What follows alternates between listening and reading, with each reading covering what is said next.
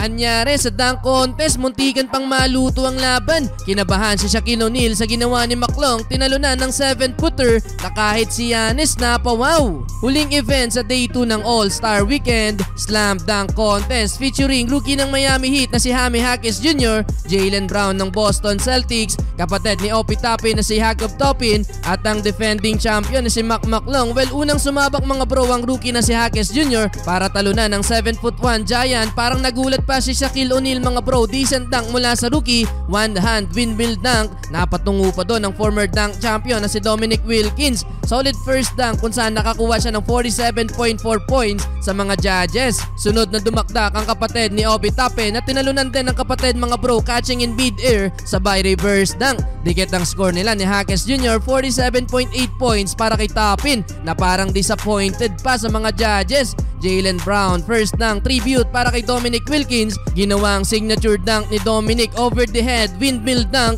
Nabigyan ng total na 48.8 points yan ng mga judges. Pero kakaiba naman ang unang dunk attempt ng defending champion na si Mac McClung. Mintes ang unang subok mga pro, pero sa pangalawa, nakakompleto niya na ang dakdak na parang ngayon lang nagawa sa dunk contest. Pass to himself na may tinanunan na kahit ng mga commentator napahanga sa ginawa na yan ni McClung. Kaso mas mataas pa ang score ni Jaylen Brown, 48 points lang ang dunk na yan ng defending champ. Second round, swag ang rookie, may pasombrelo pa. Solid dunk mula kay Jaquez Jr. Kaso mababa ang nakuha niyang puntos na may 46.8 points. Eto mga bro, ganda din ng dunk ni Toppin, 360 between the legs, two-handed dunk. Kaso parang hindi pa din na-impress sa mga judges. 47.2 points lang ang total na nakuwang puntos ni Toppin.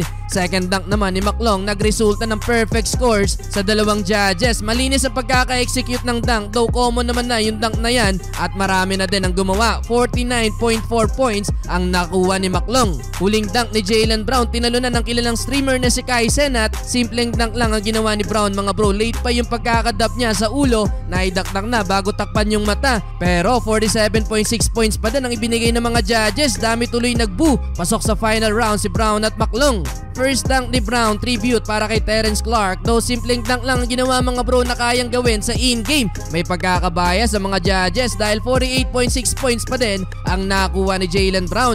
Pag-asa ng mga fans etong si McClung. Taas ng tinalon mga bro, dalawang tao ang tinalunan sabay windmill dunk.